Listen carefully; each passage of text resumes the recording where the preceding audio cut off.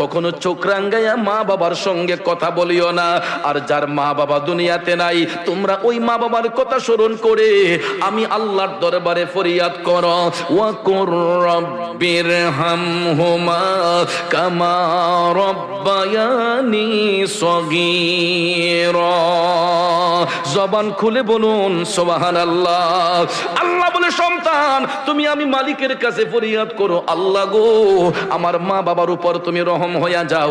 যেমনি ভাবে ছোট্টবেলা আমার মা বাবা আমি সন্তানকে লালন পালন করেছে, আদর সোহাগ করেছে, আল্লাহ আমি কচি শিশুর মতো আমার মা বাবাকে তুমি লালন পালন করো।